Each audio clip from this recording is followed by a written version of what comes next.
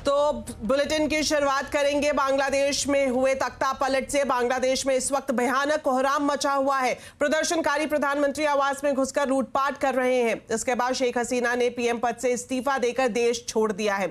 अभी ये जानकारी मिल रही है कि वो भारत आने वाली हैं और भारत के रास्ते लंदन जा सकती हैं। पिछले 24 घंटे में 100 से ज्यादा लोगों की मौत हुई है, जबकि 500 से ज्यादा लोग घायल हैं। हिंसा के बीच बांग्लादेश सरकार ने Meta platform, Facebook, WhatsApp, messenger और इंस्टाग्राम को बंद कर दिया है। इसके बावजूद सोशल मीडिया पर अफवाहों की बाढ़ आई हुई है।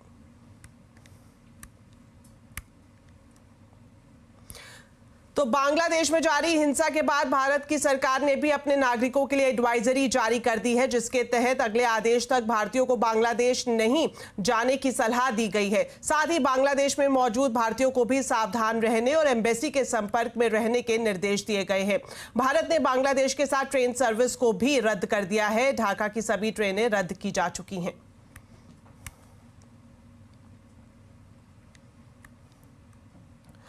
तो बांग्लादेश में हुए तख्ता पलट को पूरी तरह से समझने के लिए क्या कुछ वजह रही, क्या कुछ इसका विश्लेषण है, ये जानने के लिए अब सीधा चलते हैं पूर्व राजनयिक राजीव डोगरा के पास। तो राजीव जी, स्वागत है आपका सीएनबीसी आवाज पर। सबसे पहले आपसे जानना चाहेंगे कि बांग्लादेश में इतना कोहराम क्यों मचा है कि पीएम को देश छोड़ना पड़ा?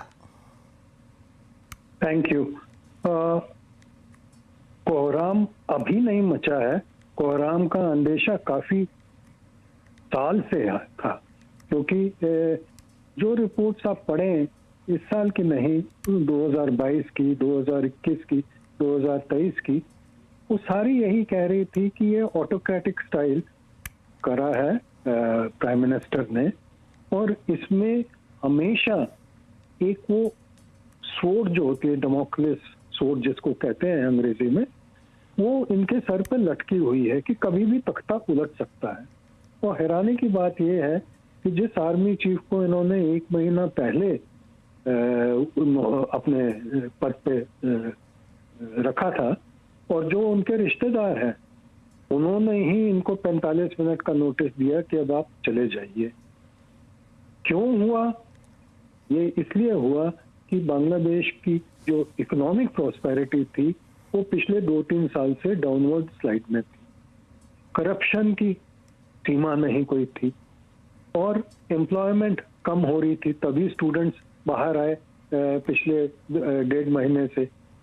और किसने ये प्रोटेस्ट ऑर्गेनाइज किया? क्योंकि स्टूडेंट्स अगर आते तो उनकी डिमांड्स तो सुप्रीम कोर्ट ने अपना डिसीजन रिवर्स करके मीट कर ली थी, पर क्यों वो दोबारा फिर बाहर आए और इतनी संख्या में आए और इतनी ऑर्गेनाइजेशन में आए? तो इसका मतलब कुछ ना कुछ बड़ा हाथ था उनके पीछे, और वो बड़ा हाथ था, मैं ये पूरी अथॉरिटी से कह सकता हूँ जो मेरे पास हो सकती है, कि ये आईएसआई का हाथ था। हो सकता है चीन का भी उसमें सपोर्ट रहा हो आईएसआई के प्लान्स में, पर आईएसआई की स्टैम्प बिल्कुल पक्की है। इस जो दौर गुजरा है आज दोपहर को और उससे पहले। जी। तो राजीव जी, आपसे ये भी जानना चाहेंगे कि आर्मी ने अंतरिम सरकार बनवाने की भी बात कही है और संकट जल्द सुलझाने की बात कही गई है। आपको क्या लगता है कि इतनी आसानी से या फिर इतनी जल्दी ये जो पूरा संकट इस वक्त बांग्लादेश के ऊपर मंडरा रहा है वो सुलझ सकता है?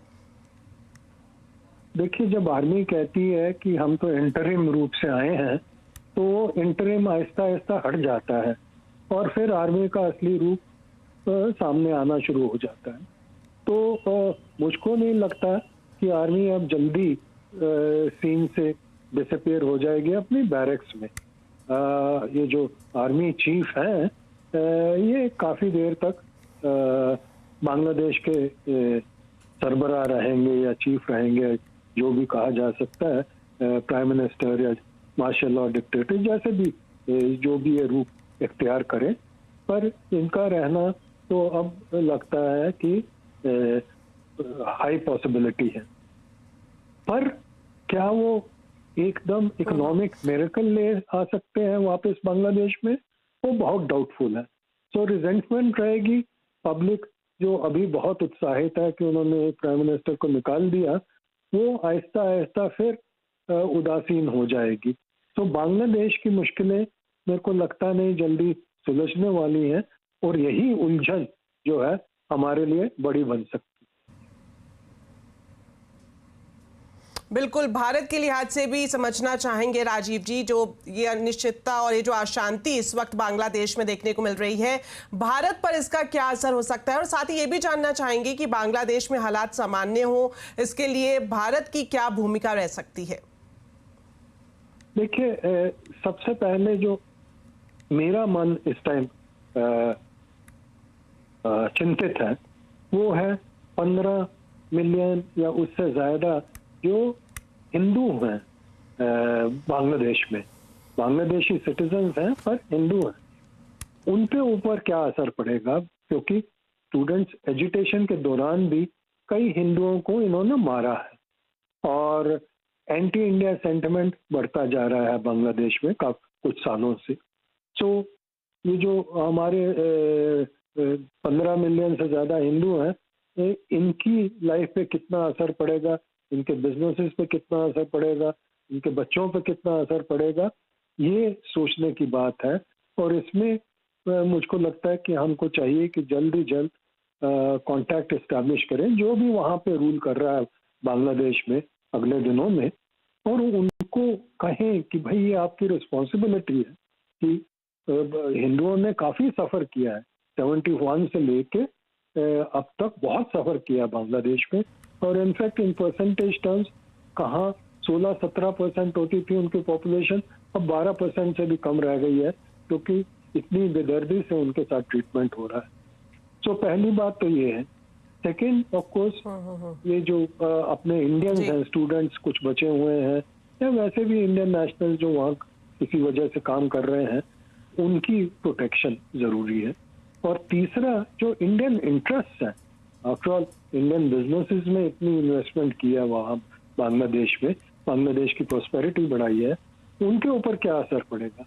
क्या ये पब्लिक की जो रेज है, जो गुस्सा है, वो हमारे बिजनेसेस को भी नुकसान पहुंचाएगा? सो ये तीन बड़े बड़े मुद्दे, और भी कई मुद्दे हैं, पर ये तीन बड़े बड़े मुद्दे हैं जो इंडिया को कंसर्न करते हैं। जी, शुक्रिया राजीव जी हमारे साथ जुड़ने के लिए और इस पूरी जो बांग्लादेश में इस वक्त हालात चल रहे हैं उसका एनालिसिस करने के लिए। वहीं ब्रिटेन में कई दिनों से जारी हिंसा थमने का नाम नहीं ले रही है। प्रदर्शनकारियों ने कई शहरों में उत्पात मचाया है। पुलिस के साथ भी हिंसक झड़प हुई है। लिवरपूल, हल, ब्रिस्टल और लीड्स जैसे इलाकों में प्रदर्शनकारियों ने पथराव किया है। साथ ही दुकानों पर भी हमला बोला है, उन्हें आग के हवाले कर दिया। शरणार्थियों के लिए बने होटल में भी तोड़फोड़ की गई। प्रदर्शनकारी भीड़ और पुलिस के बीच कई झड़पें हुई। इन हिंसक विरोध प्रदर्शनों को देखते हुए ब्रिटेन की सरकार ने दंगाइयों को चेतावनी दी है। सरकार ने कहा कि हिंसा से सख्ती से निपटा जाएगा। प्रदर्शनों के सिलसिले में अब तक 150 से ज्यादा लोगों को गिरफ्तार किया जा चुका है।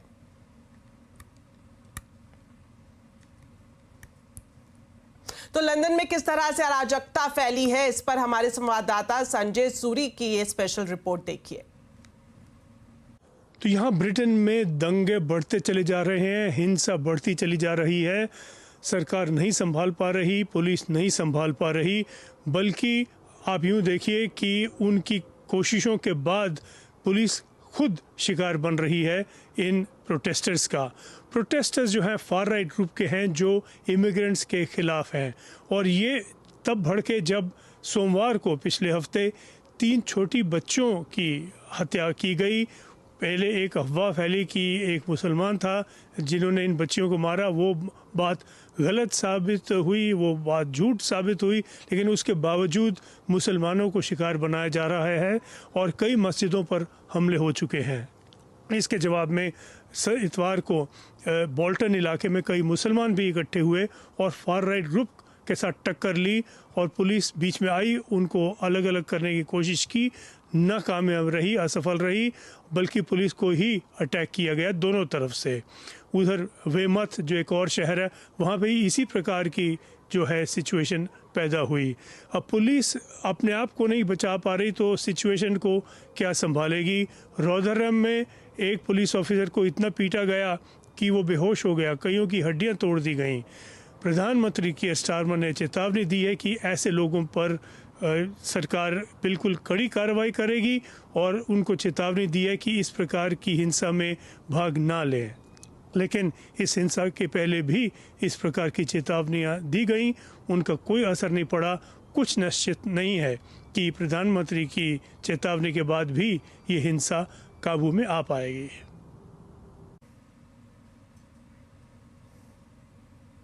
चलिए अब बात करते हैं बाजार की। ग्लोबल बाजारों में आज बिकवाली की सुनामी आई, जिसमें हमारे बाजार भी बह गए। बिकवाली का ऐसा सैलाब आया कि निवेशकों के एक झटके में 15 लाख करोड़ रुपए साफ हो गए। सेंसेक्स 2200 पॉइंट टूटा और निफ्टी ने भी बजट डे का लेवल तोड़ दिया। सबसे बुरा हाल मिड कैप स्मॉल कैप शेयरों में था।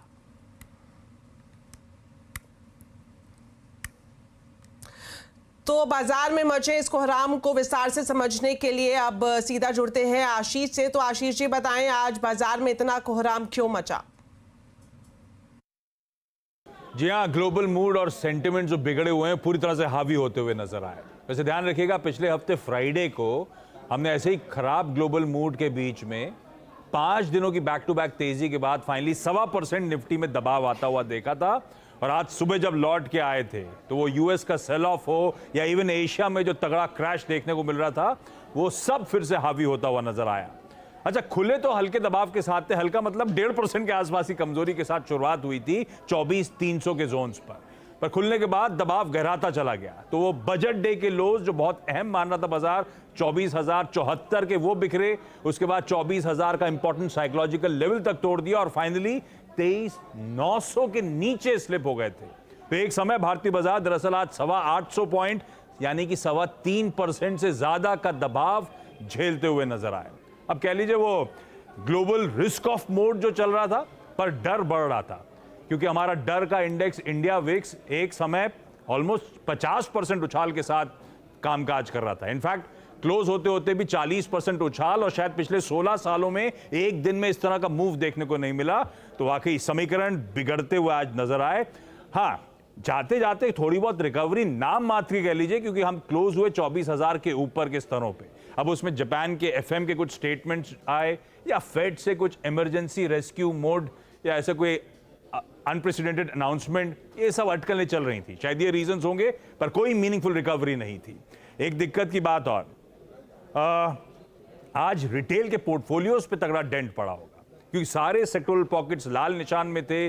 बैंक निफ्टी प्रेशर में था और हाई बीटा, कोई रियल एस्टेट, कोई मेटल, कोई कैपिटल गुड स्पेस, इनमें सबसे तगड़ा प्रेशर देखने को मिला। और हाँ, मिड कैप स्मॉल कैप्स की खूब धुलाई और इवेंचुअली मार्केट ब्रेथ आपकी स्क्रीन पर आएगा। एक स्टॉक चढ़ा तो उसके सामने 10 से 11 स्टॉक्स दबाव में थे। इस तरह का प्रेशर आज माउंट हुआ। शुक्रिया आशीष जी इस पूरे अपडेट के लिए। चलिए अब जुड़ते हैं हर्षदा से, और हर्षदा से हम जानेंगे कि ग्लोबल कोहराम क्यों मचा हुआ है, एशियाई बाजारों में भारी गिरावट क्यों हुई है। बताएं हर्षदा। एशियाई बाजारों में आज कोहराम मचा हुआ था। इनफैक्ट आप कह सकते हैं एशिया में एक ब्लैक मंडे मनाया गया। ब्लैक मंडे इसीलिए क्योंकि जापान में 37 सालों के बाद सबसे बड़ी एक ही दिन में इंट्राडे गिरावट दर्ज हुई है। जी हां, 37 इयर्स के बाद इस तरह का सेल ऑफ, और सेल ऑफ इतना गहरा कि 12% से ज्यादा के नुकसान पर वो इंडेक्स जाकर टिकता हुआ दिखाई दिया। इसीलिए हम कह रहे हैं ब्लैक मंडे। इनफैक्ट जापान ही नहीं, दक्षिण कोरिया के मार्केट में 9% तक का इंट्राडे करेक्शन देखने को मिला था। वहां पर शॉर्ट सेलिंग पर, एल्गो ट्रेड्स पर पाबंदी भी लगा दी सरकार ने। दरअसल ये जो मंदी आई है वो लार्जली अमेरिकी मार्केट्स की तरफ से आती हुई दिखाई दी, जहां पर आज फिर सेल साइड के संकेत अच्छे खासे हैं। फ्राइडे को एक अग्रेसिव फॉल के बाद डाउ फ्यूचर्स की तरफ से इशारा है कि और अग्रेसिव सेल ऑफ जारी रहेगा। लगभग 600 पॉइंट नीचे डाउ फ्यूचर्स ट्रेड करता हुआ दिखाई दे रहा। नैस्डैक में 3.5% तक का नुकसान देखने को मिल सकता है, और ये इनफैक्ट फियर फैक्टर्स हैं जो भारतीय बाजारों पर भी दिन भर छाए थे। और भारत के बाद हमने देखा जब यूरोपीय बाजारों की शुरुआत हुई तो वो भी करीब 2-2.5% नीचे खुले और लगभग 3% तक की गिरावट बनती दिखाई दी। यानी कि ग्लोबल मार्केट्स में हमने देखा एक अच्छा खासा बिकवाली का दबाव बनता दिखाई दिया है। अब इसमें कुछ चीजें हैं जिस पर नजरें होनी चाहिए। एक तो इन मार्केट्स में स्पेशली येन कैरी ट्रेड के चलते सेल साइड की पोजीशन कंडीशंस बनती दिखाई दी। इस बीच ब्लूमबर्ग के हवाले से आज खबर आई कि बॉन्ड बाजार की नजर अब अमेरिका के फेडरल रिजर्व पर रहेगी।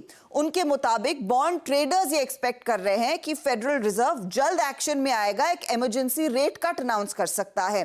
फेड की तरफ से इमरजेंसी अगर रेट कट आ जाता है और जिसकी उम्मीदें बढ़ रही हैं, वो मार्केट को शायद सपोर्ट करे, इस उम्मीद में ये खबरें मार्केट में जोर पकड़ती दिखाई दे रही थी। दूसरी तरफ येन कैरी ट्रेड पर जापान के एफएम का बयान आया। जापान की सरकार ने कहा है कि वो बैंक ऑफ जापान और एफएसए के साथ बातचीत कर रहे हैं, सहयोग कर रहे हैं। मार्केट पर इनफैक्ट उनकी पैनी नजर बनी हुई है, लेकिन यहां से क्या वो किसी तरह का एक्शन लेंगे उस पर उनका बयान नहीं आया। तो क्लियरली ये ग्लोबल मार्केट्स ही थे जिन्होंने भारतीय बाजार का भी मूड बिगाड़ा और आप कह सकते हैं कि ग्लोबल मार्केट्स के लिए एक ब्लैक मंडे उभर कर आया।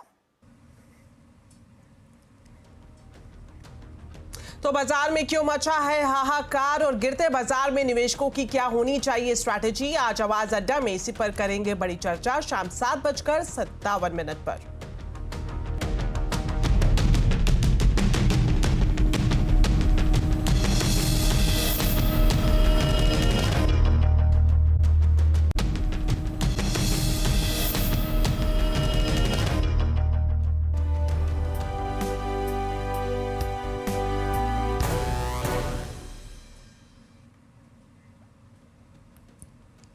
ब्रेक के बाद आपका स्वागत है और अब खबर पेरिस ओलंपिक से। भारतीय महिला table tennis team quarter final में पहुंच गई है। टीम इंडिया ने राउंड ऑफ 16 मैच में चौथी सीड रोमानिया को 3-2 से हराया। भारतीय टीम का क्वार्टर फाइनल मैच अमेरिका और जर्मनी की विनर से होगा। टेबल टेनिस के अलावा शूटर अनंतजीत सिंह और महेश्वरी चौहान की जोड़ी का शॉटगन शूटिंग की मिक्स स्कीट कैटेगरी का मैच जारी है। इसके अलावा आज भारतीय शटलर लक्ष्य सेन का ब्रॉन्ज मेडल मैच होगा। उनका मुकाबला मलेशिया के ली जी जिया से होगा।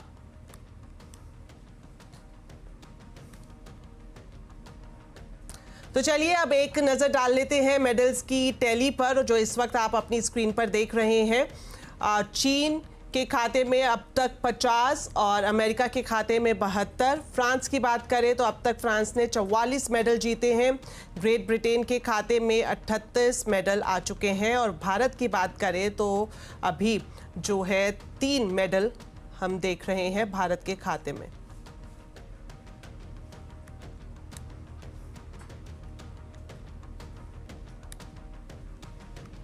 तो चलिए मेरे साथ इस बुलेटिन में इतना ही, लेकिन जाने से पहले आपको बताते हैं आज के कंज्यूमर अड्डा के टॉपिक के बारे में। स्ट्रेस बढ़ने पर क्यों फास्ट फूड खाने का मन करता है और जंक फूड खाने से तनाव घटता है या बढ़ जाता है, देखने के लिए जरूर आज जुड़े कंज्यूमर अड्डा में शाम 5:57 पर।